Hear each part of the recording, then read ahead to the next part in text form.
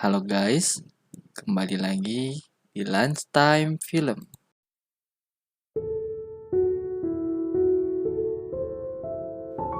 Di awal film terlihat ada seorang pria bersama dengan anaknya ke sebuah penitipan anak. Pria ini bernama Chris Gardner. Ia membawa sebuah alat pemindai tulang untuk dijual ke rumah sakit. Ia harus menjual alat itu minimal 2 buah dalam sebulan untuk membayar sewa rumah dan juga penitipan anak. Namun sampai kini, ia belum menjual satupun alat itu. Pada saat selesai makan malam, Chris melihat sebuah Rubik yang ternyata itu adalah hadiah dari temannya Linda untuk hadiah ulang tahun Christopher. Di sana, Linda marah kepada Chris karena Chris belum membayar pajak dan apabila menunggaknya, mereka akan dikenakan bunga. Keesokan paginya ketika di jalan, Chris melihat orang yang menggunakan mobil mewah. Ia pun langsung bertanya kepada orang tersebut apa pekerjaan orang itu. Sambil tersenyum, orang itu memberitahu bahwa ia seorang pialang saham. Dan keesokan paginya juga, Chris langsung mencari pekerjaan di tempat pialang saham tersebut. Namun ia menitipkan alatnya ke seorang pengamen. Kemudian ia langsung bertemu dengan seorang SDM dari perusahaan itu. Ketika sedang membicarakan perihal CV milik Chris tiba-tiba melihat alatnya dibawa kabur oleh pengamen. Chris yang melihat hal itu, ia langsung mengejarnya namun si pengamen berhasil kabur dengan menggunakan kereta bawah tanah. Hingga akhirnya Chris hanya mampu pulang dengan membawa kertas lembaran pendaftaran magang. Ketika Chris dan anaknya pergi bersama, di sana mereka berdua banyak membahas tentang hal-hal yang ringan. Dan juga Christopher bilang kepada Chris bahwa ia ingin bola basket dan peternakan semut sebagai hadiah ulang tahunnya tahun ini. Akhirnya mereka pun sampai di tempat penitipan anak. Setelah menitipkan anaknya, Chris langsung datang ke tempat pialang saham untuk menemui Tuan Twistle dan menyerahkan formulir magangnya secara langsung. Setelah keluar dari kantor pialang saham, ia melihat mesinnya dibawa oleh pengamen yang kemarin. Chris pun langsung mengejar para pengamen itu. Chris berkata bahwa ia membeli semua mesin itu dengan menggunakan uang tabungannya seumur hidup. Jadi, apabila ia kehilangan satu mesin itu, sama saja ia kehilangan uang belanja selama 1 bulan. Dan Chris pun akhirnya berhasil mendapatkan mesinnya lagi. Singkatnya, Chris dan Christopher pulang ke rumah. Rupanya, Linda sudah menyiapkan hadiah bola basket untuk Christopher. Namun, entah kenapa wajah Linda tampak sedih. Chris pun akhirnya mendekati Linda yang sedang berada di luar. Ia menjelaskan bahwa ia berhasil mendapatkan mesin yang kemarin sudah dicuri. Namun, Linda tidak peduli sama sekali dengan hal itu.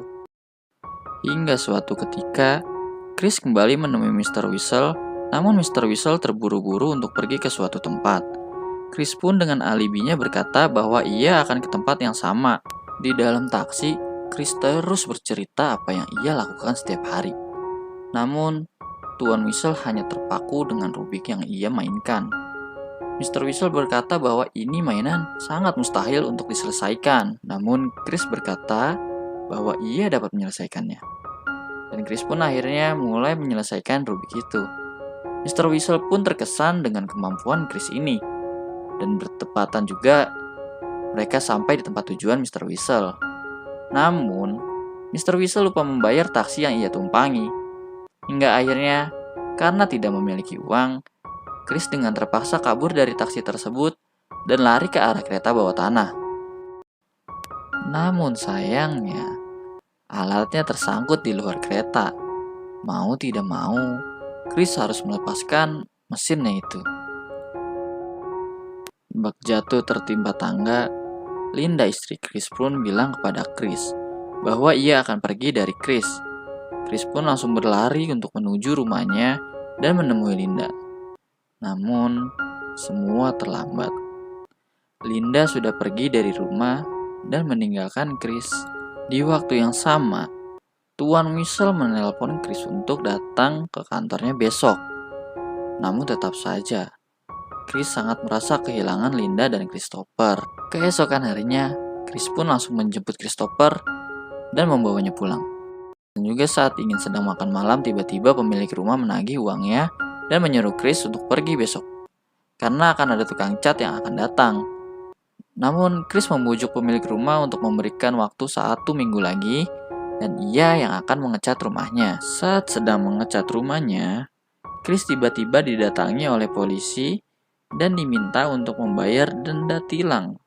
Namun, karena tidak memiliki uang, ia terpaksa harus menginap di kantor polisi. Dan juga mau tidak mau, ia harus menelpon Linda untuk menjaga Christopher. Setelah ia menelpon Linda, menginaplah Chris di kantor polisi. Hingga pagi pun tiba. Setelah mengurus masalahnya di kantor polisi, ia langsung berlari ke kantor pialang saham dengan keadaan belum mandi dan mengenakan baju seadanya. Bahkan ia masih berlumuran cat. Hingga bertemulah ia dengan para pimpinan. Chris pun menjelaskan apa yang telah ia alami sebelumnya. Dan di situ juga Chris langsung diwawancarai oleh para pemimpin. Di sana ia berusaha menjawab semua pertanyaan dengan baik. Namun setelah wawancara ia berkata dengan whistle-whistle bahwa ia berubah pikiran karena magang ini tidak memiliki gaji. Lalu ia kembali bertemu dengan Linda untuk mengambil Christopher. Linda memberitahu Chris bahwa ia akan pergi ke New York. Linda berpesan bahwa ia mencintai Christopher dan meminta Chris untuk menjaga Christopher dengan baik.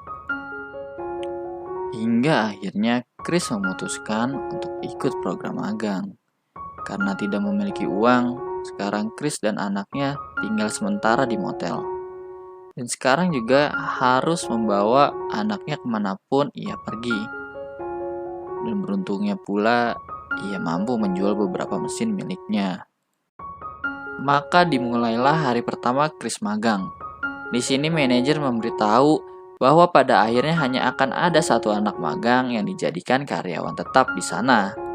Saat sedang jam istirahat, ia melihat mesin miliknya yang waktu itu tertinggal di stasiun. Namun saat mengejarnya, ia tiba-tiba tertabrak mobil dan kehilangan jejak pengemis itu. Selama proses magang, ia benar-benar bekerja untuk menjadi yang terbaik demi mendapat posisi karyawan tetap.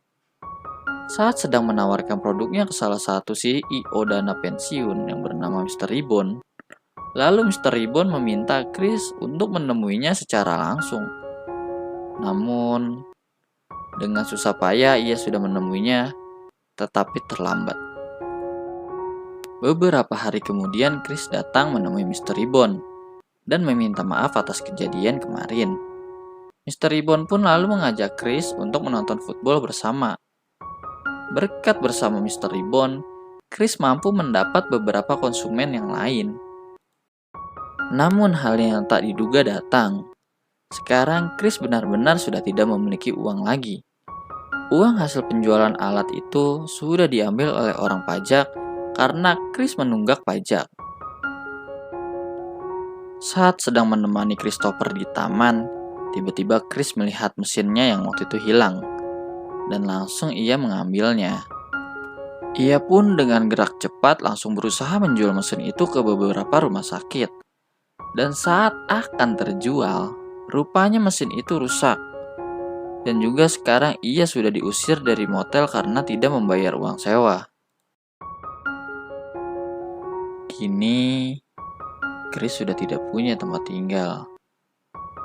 Ia dan anaknya akhirnya pergi ke stasiun bawah tanah dan Chris mengajak Christopher untuk pindah ke toilet pria. Dan dengan terpaksa, akhirnya mereka harus tidur di sana. Pada esok harinya, Chris datang ke sebuah organisasi sosial penampung tunawisma untuk mendapatkan tempat tidur di sana. Dan beruntungnya ia masih mendapatkan slot terakhir tempat tidur. Di dalam situ juga Chris berusaha memperbaiki mesin miliknya yang telah rusak kemarin. Sekarang, di pagi hari Chris harus bekerja di pialang saham dan sore harinya ia harus mengantri tempat tidur. Hingga di mana hari ujian pun tiba. Ia mengerjakan semua ujiannya dengan cepat dan tepat. Saat di depan gedung, pemimpin perusahaan itu meminjam $5 kepada Chris untuk membayar taksi. Dan uang yang tersisa di dompet Chris juga hanya tinggal $7. Sudah tidak memiliki uang, kali ini Chris pun juga harus kehabisan tempat tidur di mana tempat biasa ia tempati. Bahkan untuk mendapatkan uang, ia harus mendonorkan darahnya. Beruntungnya, kali ini ia berhasil menjual mesin terakhirnya dan langsung memesan hotel untuk ia dan Christopher tidur. Tak terasa 6 bulan berlalu. Saat sedang menelpon calon customer, ia dipanggil oleh manajer untuk menghadap pimpinan. Di sana pimpinan berkata bahwa besok adalah hari pertama di mana Chris bekerja sebagai pialang. Dan sang pemimpin mengembalikan $5 milik Chris yang pernah ia pinjam. Ia benar-benar bahagia mendengar hal itu bercampur haru, sampai ia tidak bisa mengutarakannya dengan kata-kata. Kesabaran dan keuletan Chris Gardner benar-benar berbuah manis. Inilah dimana seperti Mahfuzot berkata, As-sobru yu'inu ala kulli amalin, yang artinya adalah kesabaran menolong setiap pekerjaan.